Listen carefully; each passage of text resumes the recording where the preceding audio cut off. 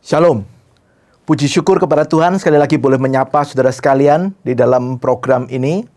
Saudara, dalam Immanuel Bible Class ini saya diminta untuk menyampaikan sebuah pembahasan berkenaan dengan Injil Sinoptik. Nah, saudara, pembahasan ini dibagi dalam 4 sesi video lectures dan 1 sesi pertemuan tanya jawab nantinya, saudara. Nah, video kali ini adalah video yang keempat, ya. Pada video yang pertama, saya telah membahas tentang pengantar dari Injil Sinoptik. Apa itu Injil Sinoptik, mengapa disebut demikian, dan diskusi-diskusi yang ada di dalamnya. Pada video yang kedua dan ketiga, saya memberikan pengantar masing-masing Injil Matius dan Injil Markus.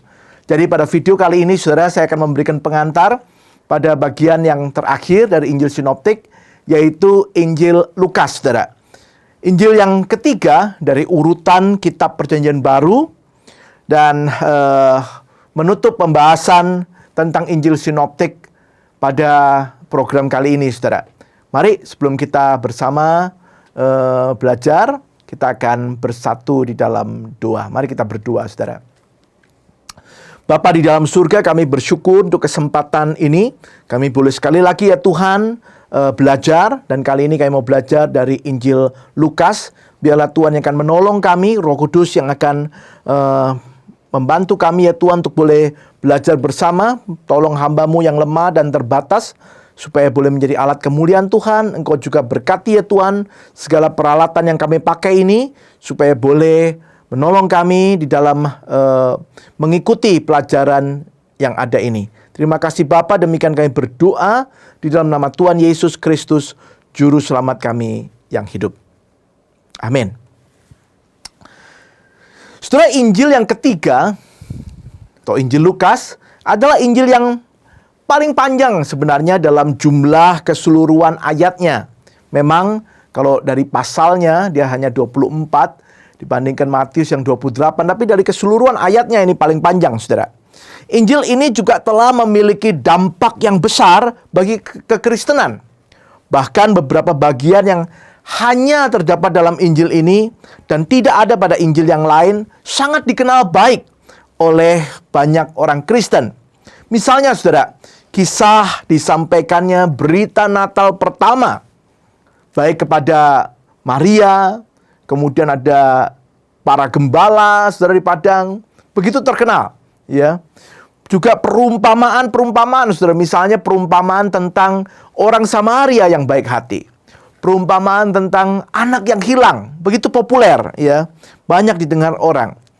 Juga tentang kisah-kisah seperti kisah Sakeus, ya, yang bertemu dengan Tuhan Yesus. Juga tidak ada di dalam Injil-Injil yang lain, tetapi ada dalam Injil Lukas. Nah, saudara, penuturan dari tiap bagiannya dapat dikatakan begitu memperhatikan aspek estetika dari sebuah karya sastra. Jadi menarik sekali melihat perbedaan atau keunikan dari Injil ini dibandingkan Injil Matius dan Markus yang telah kita bahas bersama. Saudara, bersama ketiga Injil yang lain, ya, Matius, Markus, dan sekarang Lukas, Injil Lukas juga sebenarnya anonimus, saudara. Maksudnya walaupun tertera judul di dalam Alkitab kita Injil menurut Lukas, tetapi sekali lagi judul itu kemungkinan besar tidak terdapat di dalam naskah aslinya, saudara.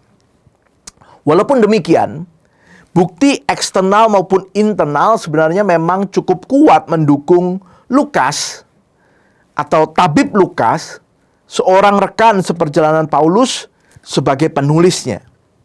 Saudara, Lukas juga dikenal sebagai penulis dari buku yang kedua.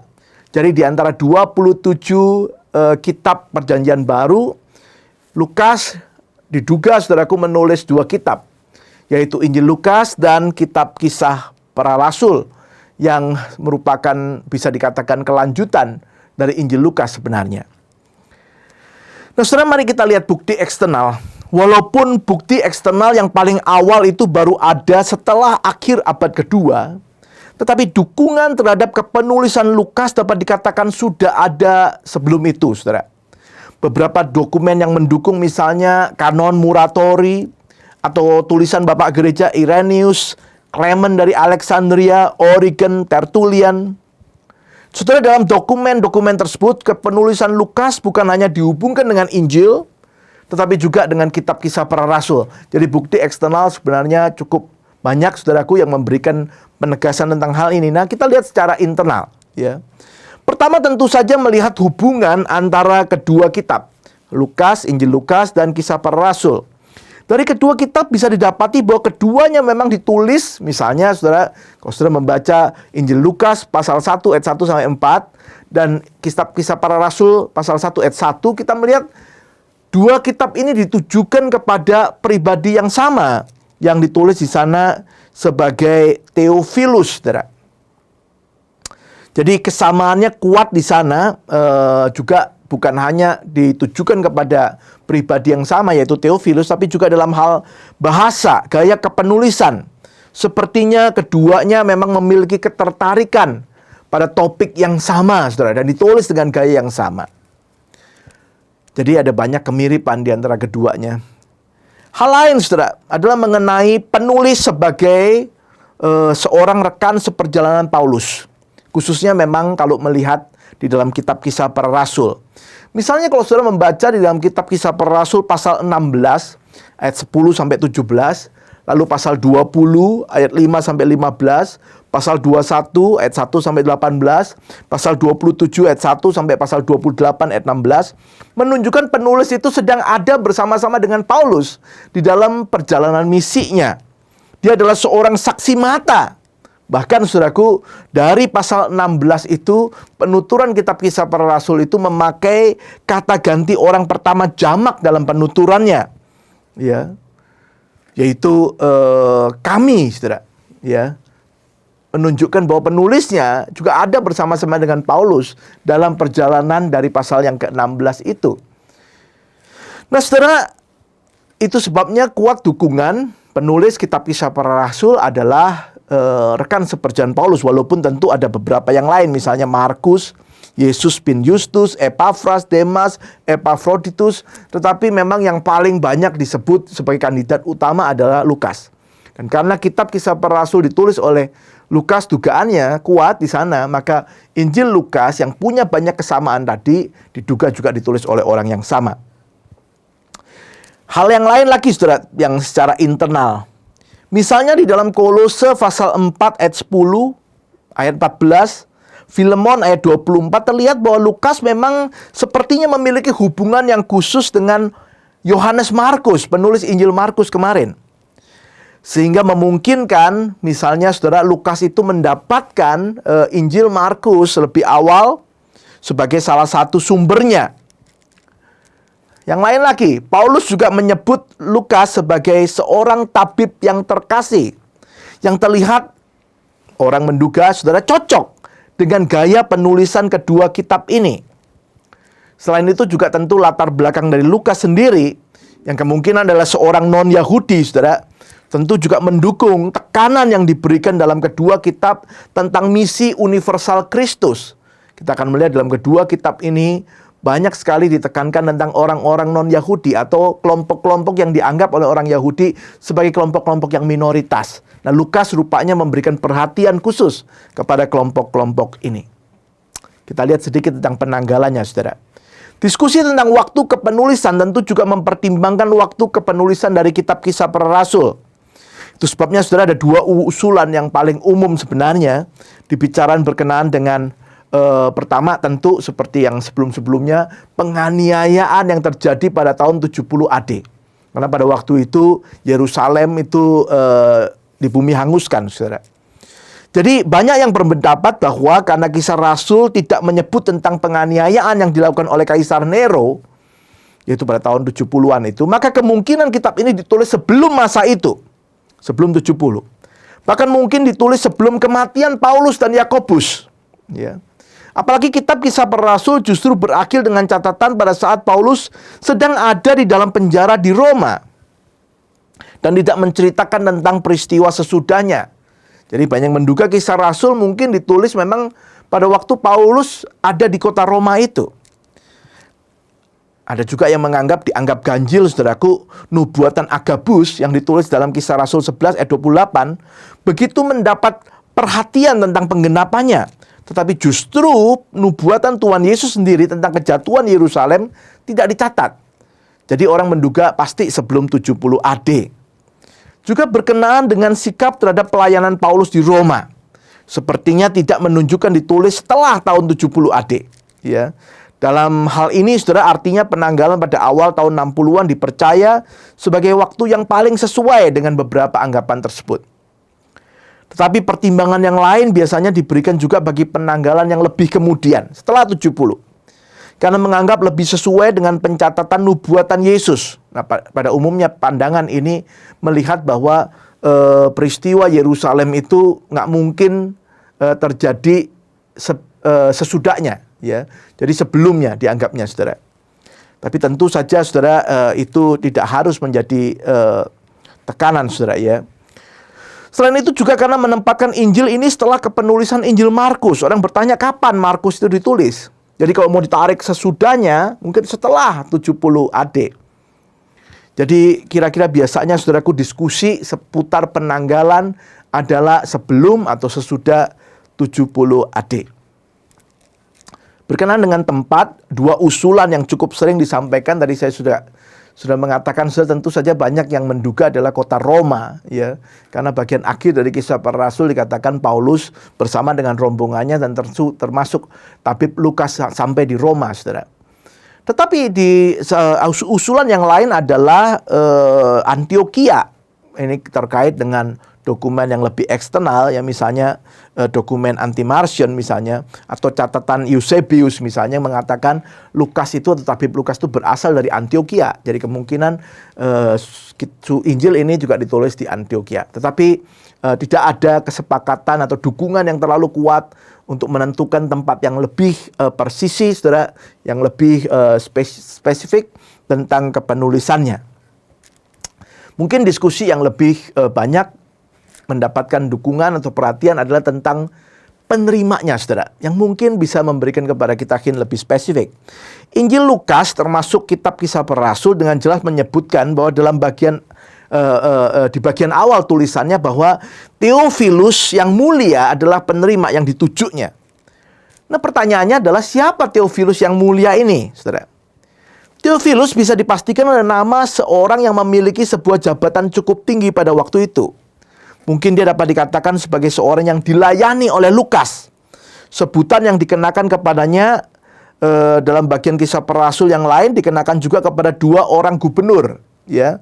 Misalnya Kisah Para Rasul 24 ayat 3, Kisah Para Rasul 26 ayat 25. Jadi sebutan itu biasanya diberikan kepada orang yang punya jabatan. Jadi kemungkinan Theophilus yang mulia ini adalah seorang dengan jabatan yang tinggi. Ada yang menduga mungkin ini adalah tuannya Lukas, tabib Lukas ini. Lukas bekerja untuk dia sebelum dia kemudian mengikut Paulus dan seterusnya.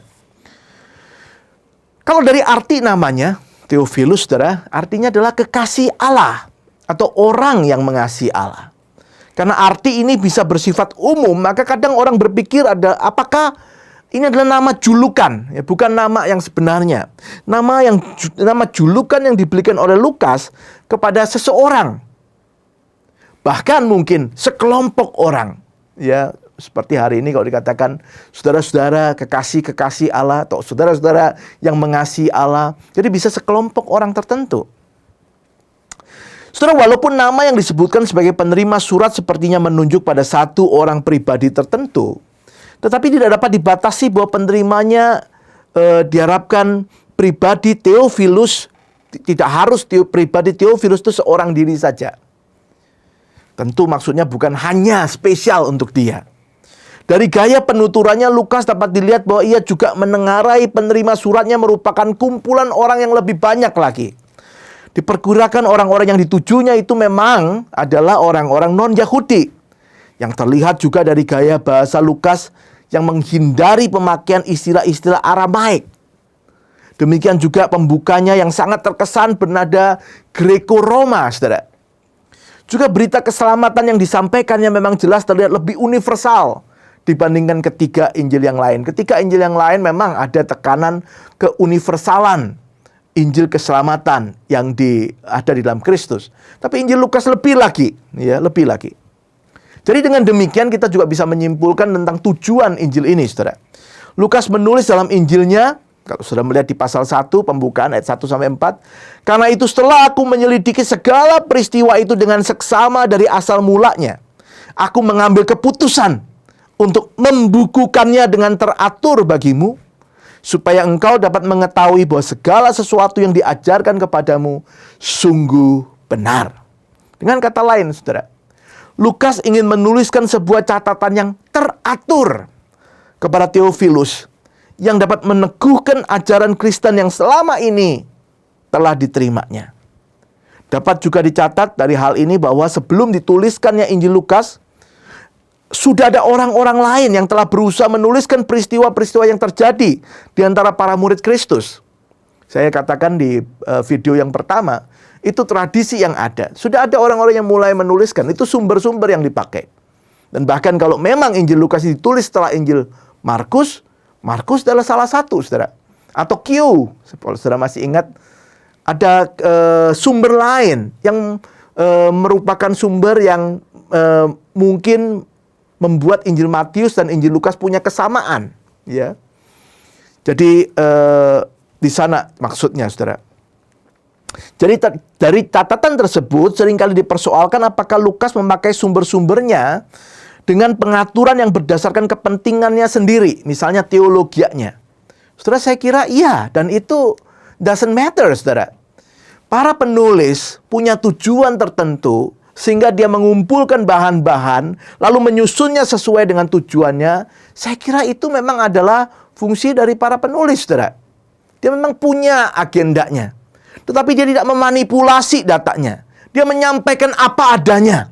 Tetapi mengaturnya sedemikian rupa, supaya orang yang mendengarnya, ya, supaya orang yang membacanya, ya, boleh mengikutinya dengan lebih baik. Dan seperti yang dia katakan, percaya bahwa segala yang diajarkan kepadanya itu benar.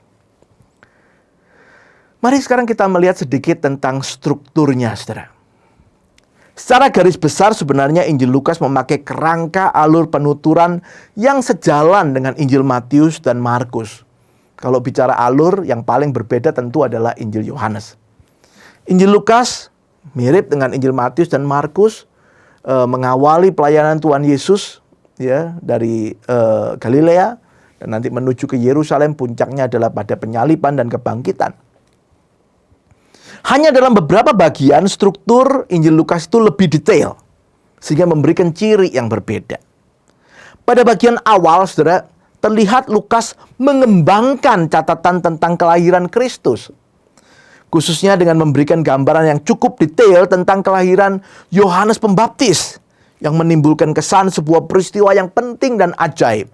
Matius tidak menuliskannya, Markus juga tidak menuliskannya, tetapi Lukas bahkan seperti menyandingkan peristiwa itu.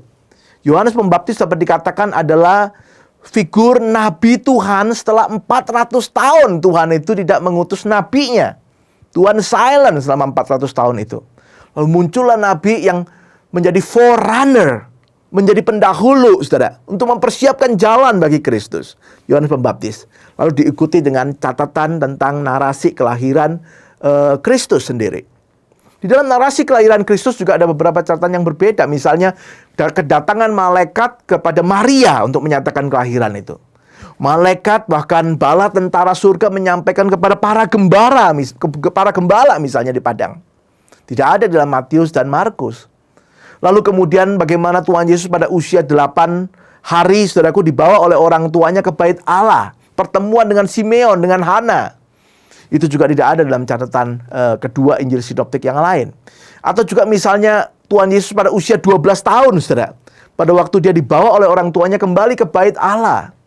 Di sana Tuhan Yesus kemudian bertanya jawab dengan para pemimpin agama di sana. Juga tidak ada di Injil Matius maupun Markus. Tapi begitu spesial dikembangkan oleh Injil Lukas di dalam Injilnya.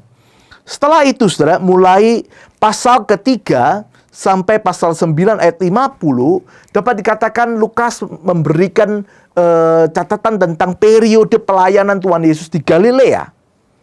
Sebenarnya Lukas memakai alur struktur yang kurang lebih sama dengan dua Injil sebelumnya, tapi di sini dengan pembagian seperti itu. Pasal 3 sampai 9:50 itu periode pelayanan di Galilea.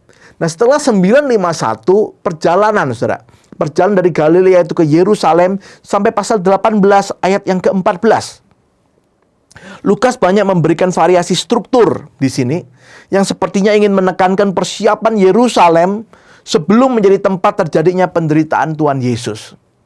Jadi memang Yerusalem mendapatkan penekanan yang kuat.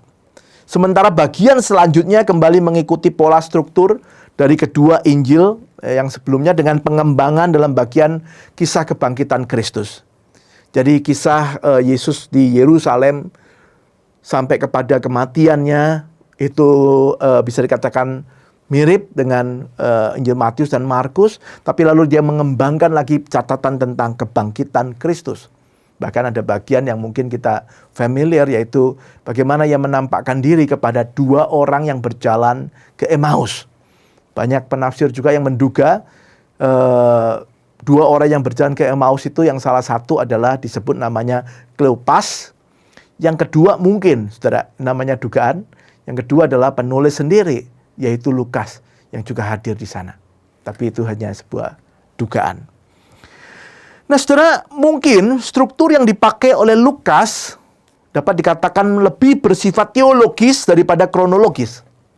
Walaupun tidak harus berarti dia sama sekali kehilangan urutan kronologis dalam seluruh catatannya. Saya menduga apa yang dipakai Lukas memang memperhatikan kronologi, walaupun bukan itu concern utamanya. Dia lebih membagi di dalam bagian-bagian yang lebih teologis yang bisa kita renungkan masing-masing bagiannya. Saya akan menutup sesi ini dengan mencatat beberapa tema penting di dalam Injil Lukas, saudara. Salah satu tema yang cukup menonjol dalam Injil Lukas adalah berkenaan dengan pujian dan penyembahan. Injil Lukas dimulai, saudara, di pasal 1 ayat 8 dan diakhiri dari pasal 24 ayat 53 dengan penyembahan kepada Tuhan. Bahkan juga memuat beberapa pujian liturgikal yang terkenal. Misalnya, saudara, di Ave Maria pasal 1 ayat 42 sampai 45, The Magnificat dalam pasal 1 ayat 46 sampai 55, The Benedictus dalam pasal 1 ayat 67 sampai 79, The Gloria in Excelsis dalam pasal 2 ayat 14, dan The Nunc Dimittis dalam pasal 2 ayat 29 sampai 32.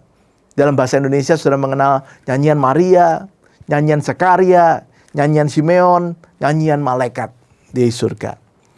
Injil Lukas juga memuat banyak catatan tentang kehidupan doa dan pengajaran tentang doa. Misalnya pasal 3 ayat 21, pasal 6 ayat 12, pasal 9 ayat 18 dan 28, pasal 11 ayat 1 sampai 8, pasal 18 ayat 1 sampai 14, pasal 21 ayat 36, pasal 22 ayat 32 ayat 40. Juga penggambaran tentang pengucapan syukur kepada Tuhan, saudara. Misalnya pasal 17 ayat 11 sampai 19. Sehingga boleh dikatakan Injil ini adalah Injil penyembahan, Injil pemuliaan Kristus, glorifikasi Kristus. Kristus digambarkan sebagai Tuhan yang menjadi objek pemuliaan dari umatnya. Injil Lukas juga terkesan menekankan pelayanan kepada mereka yang tertolak dan tertindas.